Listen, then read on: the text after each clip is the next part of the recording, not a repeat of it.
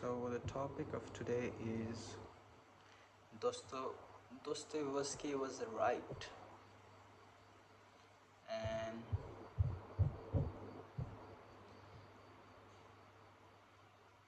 it is written by sentimental being on the suffering, on love, on how deeply alone we are in our waiting to be understood.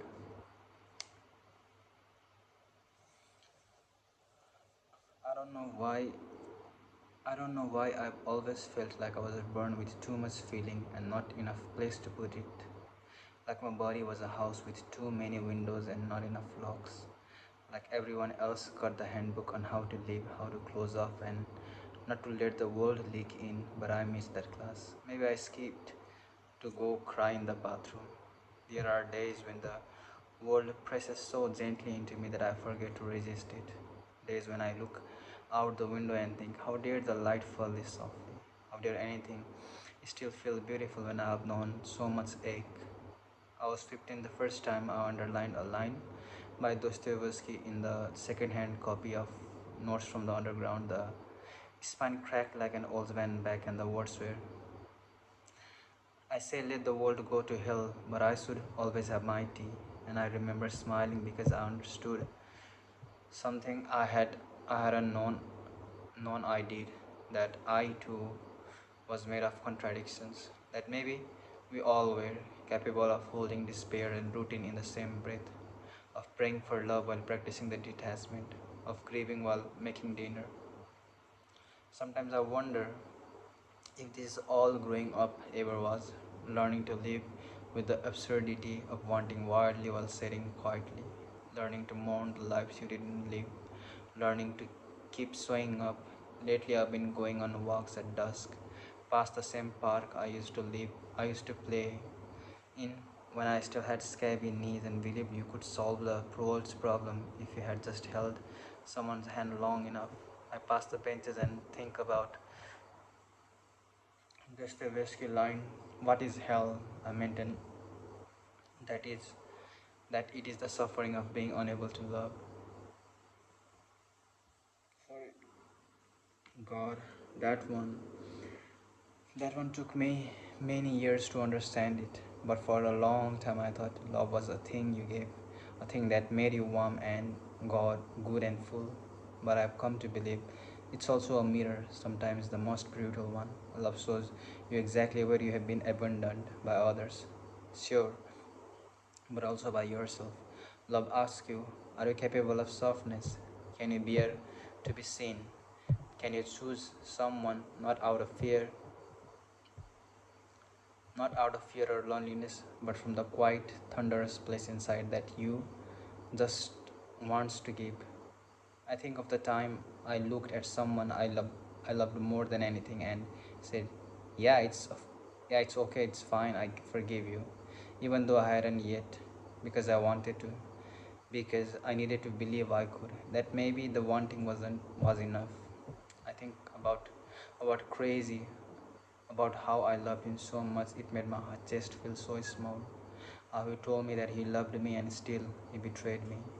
How I wasn't even angry, not at the first, just explaining it away, justifying it, saying things like he didn't mean to and he is still growing. I cried in the bathroom, then still texted him to eat properly and reminded him to call his mom. I hated myself for how much I still wanted to be gentle with him. Dostoevsky said, pain and suffering are always inevitable for a large intelligence and a deep heart. And god damn, that explains every sleepless night, every 4 a.m. unraveling, every time I've cried for people who didn't ask me to, every time I felt too much and been told to feel less, as if sensitivity was something to be ashamed of, as if having a deep heart wasn't wasn't its own kind of miracle. It was as if having a deep heart wasn't its own kind of miracle, as it's its own kind of curse. And maybe that's the thing. Maybe we aren't meant to be okay all the time. Maybe people like us, maybe people like Dostoevsky, like me, maybe like you, we are meant to fall apart sometimes, to break open in place, where other remains sealed shut. Because when we break, we see. We see the ugliness and the beauty and how they sit right next to each other. We see that nothing is ever entirely one thing, and we learn how to hold both. The most terrifying thing Dostoevsky ever said to me was this: the mystery of human existence lies not in just staying alive, but in finding something to live for. I remember reading that after I had clawed my ways out of a depressive spiral that lasted months, you don't get better from the things that like you don't get better from things like that. You learn how to build little altars in your day so that you have reason to stay. You make coffee at 11 a.m. just because you like how the smell fills the room. You water your plants. You text your friends thinking of you even when you don't get a reply. You read things that makes you feel less alone. You underline sentence that could break you open, and you decide quietly, without any witness, to keep going. You find something to live for, and sometimes that thing is as small as not wanting to let your dog grow old without you, as tiny as wanting to eat strawberries in the summer, as stupid and small as that idea that maybe, just maybe, you'll be loved the way you love, wildly, inconveniently, eternally. Because if you believe in nothing else, believe in this: no feeling is final. And Dostoevsky, he was right. He was always right. मेरो यहाँ किचनमा अब city लाग्न लाग्यो, त्यसैले I'm just go and gonna check.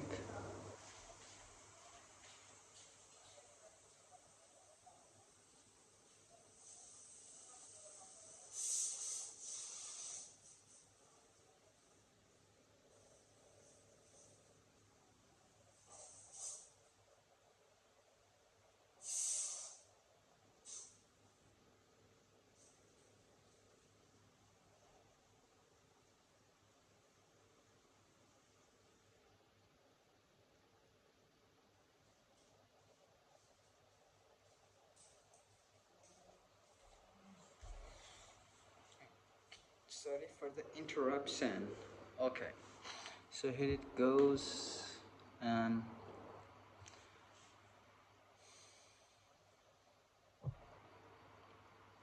because if you believe in nothing else, believe in this: no feeling is final. And Dostoevsky, he was right. He was always right. The loneliness of this century is not the kind that howls. It doesn't even scream. It simmers. It grows quiet in the bathroom lit by blue light, where people scroll past each other's joy and call it connection. It thrives in group chats where no one really says how they are. It survives in relationship where we are too scared to say what we mean, because what if we get left unread? What if our honesty is inconvenient? Dostoevsky wrote, man only likes to count his trouble. He doesn't like to calculate his happiness. Man only likes to count his trouble. He doesn't calculate his happiness. And doesn't that feel real? Isn't that what we do? Chronicle the bad days, the betrayal, the ache. Not because we want to be miserable, but because pain demands to be counted. Pain insists it existed.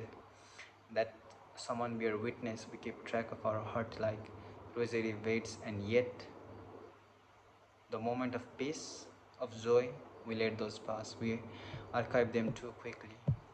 There was a day, I think I was 16, when I stood in the kitchen with my dad and laughed so hard I almost dropped a glass bowl. I don't remember what we laughed about, only that it was pure. For that once, I wasn't guarding. Sorry. I wasn't guarding anything inside me, that we let ourselves be light. And sometimes I wonder if that was God. Dostoevsky wrestled with God in a way few writers ever have. His belief was never blind. It was clawed at, bruised at, fractured. He wrote, it is not as a child that I believe and confess Jesus Christ. My Hosanna is born of a furnace of doubt. That line makes my throat close, because maybe real faith isn't about certainty. Maybe it's about surviving enough grief to still kneel at something. Maybe the holiest thing we can do is admit we don't know and still choose to love anyway. I don't know what comes next. I've never had, but I want to be the kind of person who continues to believe in the good, even when the good is silent. I want to believe in people, even when they leave. I want to keep reaching, even when it makes me bleed, because what else is there? And maybe that's why I keep reading Dostoevsky, because he never offers easy answer, because he understood that to be a human is to live inside question that keeps shifting. He saw people not as a symbol but as contradiction, sin and sanctity, brutality and tenderness. He saw that we are not what we do once but what we choose over and over again. I don't know if I believe in redemption the way the saints do, but I believe in trying, and I think that counts for something. It does, right? And if there is one thing Dostoevsky knew better than anyone else, it's this: the darker the night, the brighter the star, the deeper the grief, the closer is God. Even if we forget, the stars are there. Even if we curse God for going quiet, the light is real, and some part of us, even in the dark, knows how to keep looking for it. It's 9 p.m. and I'm on the living room floor eating an ice cream sandwich like it might save me. The wrappers are quite unlike my thoughts. Crazy's name keeps showing up like the prayer I forgot the word but still try to hum. He is everywhere and nowhere. In the cold sweetness against my tongue, in the silence between bites, in the ache that sits exactly where it used to. Isn't it funny how some people become doorways, how they open something inside you that you don't even know it was locked, and then they leave, and suddenly you are in a house with no doors, just wind and memory of the echo of I love you, said too quietly too last. Crazy loved me like the moon loves the sea, distant but inescapable. He pulled me towards him without touching me, and I let him. God, I let him. I keep going back to this Dostoevsky line: the more I love humanity in general, the less I love men in particular. And I wonder if that's what happened to him. If he loved the idea of me more than the truth of me. If he needed someone soft to touch so he could remember he was still alive. And I needed someone to choose me without trembling. But he trembled, and then he lied, and then he left. And I'm still here, holding the ghost of a boy who was never ready to be held. I tried to pray about it once, sat with my palm open like a child expecting rain. I asked God, what now? And he didn't answer. But a song came on a shuffle and it was one of ours. And I knew God was either cruel or funny. Maybe both. Maybe that's what God is: the silence after you scream, the ache that reminds you you are still alive, the smell of his t shirt still folded at the bottom of your drawer. Maybe God is the reason I still write about him, because what else to do with because what else do you do with the pain that big? What else do you do with a boy who taught you how to dream and then woke up first? Dostoevsky writes, to love is to suffer, and there can be no love otherwise. I hate that he was right. I hate that love still feels like the only thing worth breaking for. I still believe people are worth living. I still believe some silences are sacred. I still believe in 3 a.m. conversation that feels like God cracking open your ribcage and replacing your lungs with someone's voice. I believe in long walks and second chances and forehead kisses, in old books and handwritten letters, in unexpected apologies. I believe in holding space, in letting things hurt until they don't, in the resilience of soft people. I believe in coffee at midnight and friendship bracelets and songs that know you better than you know yourself. I believe in asking, did you get home safe? And meaning it. I believe in people who show up, who stay, who doesn't just say I love you, but make it feel like safety. I believe in God, even when He is quiet. I believe in love, even when it wrecks me. I believe in trying, even when there is no one to notice me. And I believe Dostoevsky was right. Here is something I wrote last night. There is a word for us. I know it. I've been trying to remember it like a dream. Like I have.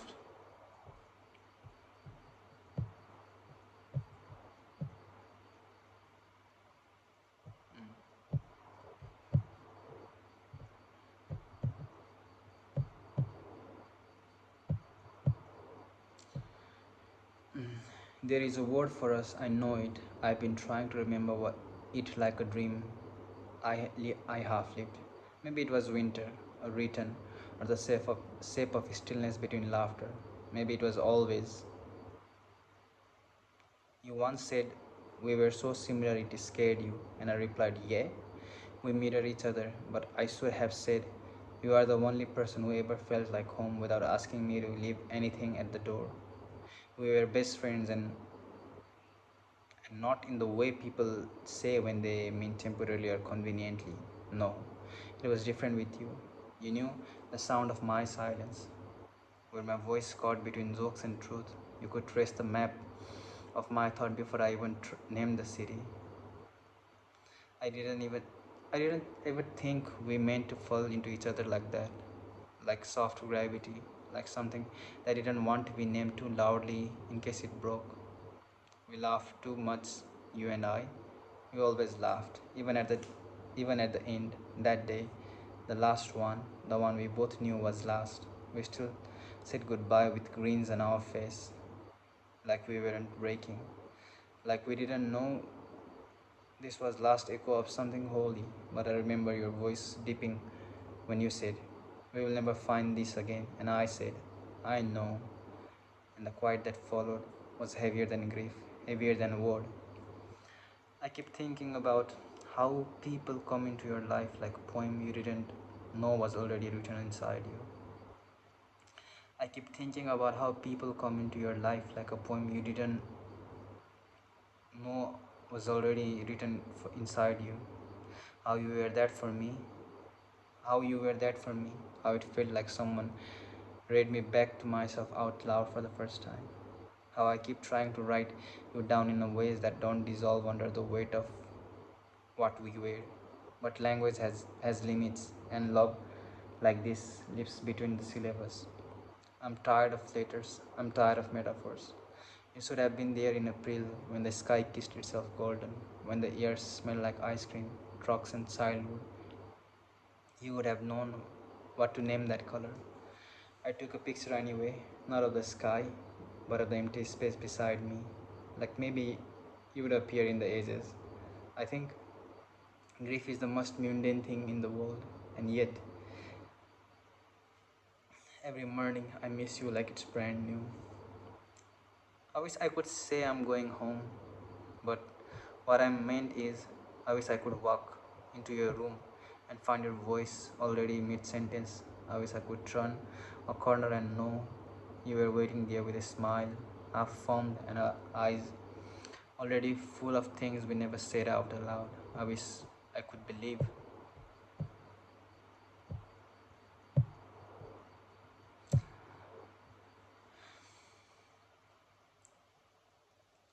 I wish I could believe in time travel, not to change anything, just to sit next to you for one last time in silence, to feel that wordless understanding bloom again. To feel that wordless understanding bloom again. There is a Polaroid picture of us somewhere in my mind, fuzzy, beautiful, not quite developed, and though it fades, though you were fading, I still carry it like a prayer, like a wound, like a promise I never made but kept away. You must be thinking, God, it's always crazy, crazy, crazy. Like, girl, do you think of anything else? Is there no other events in your life worth writing about? Honestly. Fear, I see you. I hear your little judgmental side eye, but listen, I'm going through a lot. And I promise this is the last time I'll mention him. Okay, not really.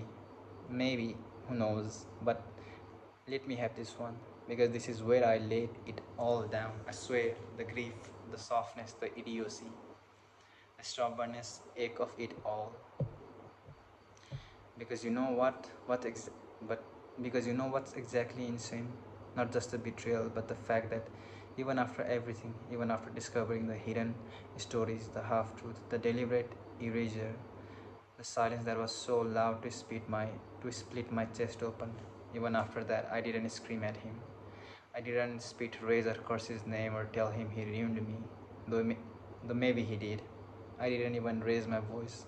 We just talked for hours like we always did. Like he hadn't thrown inside something sacred in half, like I wasn't sitting there holding a dead bird in my hands, still trying to nurse it back to life. I remember laughing. I remember crying. I remember telling him I understood, that I forgave him, not because he deserved it, but because that's who I am. I wish I could tell you I hate him. I wish I could say I slammed the door and didn't look back, but the truth is uglier. The truth is I sat there and told him I loved him even while it broke me. And the worst part, he said things like, "You are too good and you are too innocent for this world, and I don't deserve you." And I believed him. Not in the way you believe someone who is flattering you, but in a way a child believes stories, with eyes wide open and a soft heart. I believed I was too good, that there was something beautiful and holy in the way I didn't hate him, that my God, that my goodness would count for something, that staying soft in the face of cruelty made me so strong. But what did it give me? What did it what did this softness, this scent like tenderness, this refusal to hate give me? Nothing. Not relief, not healing, not peace, just just a hollow echo of love still ringing in an empty room. Just the unbearable ache of having no one to give it anymore. It's humiliating. It's humiliating, honestly, to know that you could have thrown a storm and instead you laid yourself at the altar of gentleness and hoped that would be enough to walk away from someone who broke you with your hands still open. People talk about self respect like it's this clean, decisive thing, like it's the sword you draw and swing, and just like that, the pain is severed. But mine came quietly. It looked like packing my things into a word. It looked like not calling him when it hurt the most. It looked like watching him live with pieces of me and deciding not to chase him. Maybe that's the kind of strength too. But God, it doesn't feel like it. It feels like surrender. It feels like a failure disguised as grace. And still, despite all of it, I don't regret loving him. I want to say that clearly. I don't regret 1 ounce of love I gave him. It was mine to give, and I gave it freely, fully, recklessly, with no thought of return. I kissed his wounds with my whole mouth. I held space for him when I barely had space for myself. I loved the way the wild flowers grow, without asking permission, without needing sunlight, without knowing if anyone would stop to look. I was happy once, not all the time, not perfectly, but there was a moment where I was. And for those, I'm grateful. I can't pretend those memories don't exist just because the ending burned. Unfortunately, this is the unfortunate part. Love doesn't protect you from consequences. Being a good person doesn't mean you will be spared. I was taught to believe that goodness would shield me, that if I was kind enough, gentle enough, soft enough, the world would reflect that back. But it didn't. It won't. And maybe that's what growing up is, realizing that your softness won't always be met with softness. That you that your open heart might be the thing that gets you hurt the most, but you still chose it. But you still choose it, or at least I do, every time, because I don't want to be someone who closes. I don't want to build walls so high that no one can reach me. I want to stay open, even if it's mean bleeding. And maybe that's what this whole story has been about. Not crazy, not the betrayal, not the heartbreak, not but me. अनि यतापट्टि the crazy भनेको चाहिँ the person C dated केटाको नाम specific नभएर it's just crazy And maybe that's what the whole story has been about. Not crazy, not betrayal, not the heartbreak, but me.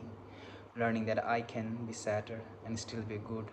That I can be naive and still be wise. That I can make the worst mistake, love someone who hurt me, and still come out of it with something soft and glowing in my hand. A reminder, a scar that sings. So, yeah, maybe I'm dumb, maybe I'm stupidly good, maybe I'm too tender for this world, but at least I loved, and no one can say I didn't love completely. I don't want to end a piece like this with heartbreak or that awful sharp silence that follows vulnerability. So instead, here is a list of things I've been loving quite lately. Quite inconspicuous thing, soft survival type thing. The kind of things that make staying human just a little easier. Windows wide open, especially when the curtains sway like dancers who know no one's watching, not crying, or at least not every day. Fyodor Mikhaev Dostoevsky, sunset that look like spilled mango pulp and diluted fire. My hands, how they have never given up on me, how they hold, create, destroy, forgive. Coffee and freshly baked bread, the warm, the holy silence between the first and second sip. White afternoon that stretches like cat, unbothered, drowsy, sour candies that bite back, while clocks ticking in an empty room like they know something I don't. Words I almost understand in language I don't speak. Ice cold water, the sound of someone laughing through tears. You, you, reader, for making and you reader for making it here, for listening, for letting me telling you the truth even when it cracked me a little. I think I'll be okay, not because everything is okay, but because I have decided to stay tender anyway. And if you made it and if you have made it to this end, thank you for witnessing this small ache with me, for holding space for my tangled sentence and half-hearted thoughts and half-healed thoughts. It means more than you think. Take care of your softness, and I'll see you again. Thank you. It was good.